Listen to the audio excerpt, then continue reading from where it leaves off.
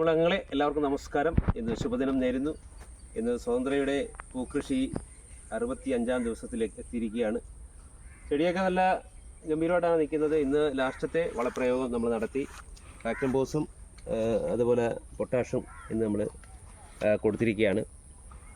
അപ്പോൾ നല്ല ഭംഗിയായിട്ട് തന്നെയാണ് എല്ലാം നിൽക്കുന്നത്. നമുക്ക് നോക്കിയാൽ കാണാൻ പറ്റും. പൂക്കളൊക്കെ നല്ല സ്റ്റൈലായിട്ട് ഇത് നല്ല വെയിൽ ഉറച്ചിട്ടുണ്ട്.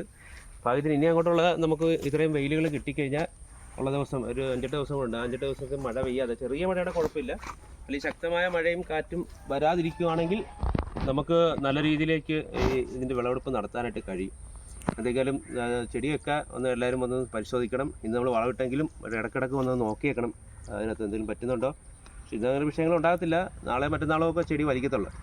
എന്തെങ്കിലും നമുക്ക് നമ്മുടെ പയർ ഇന്ന് വിളവെടുപ്പ് നടത്താൻ പോകണം. നമ്മൾ പയർ വെച്ചത് കുറച്ച് തൈകളെ വെച്ചുള്ളൂ. എങ്കിൽ തന്നെയും അതിൻ്റെ ആദ്യത്തെ വിളവെടുപ്പ് അല്ലെങ്കിൽ അത് മൂത്ത് പോകും. നമുക്ക് അങ്ങോട്ട് കിടക്കാം.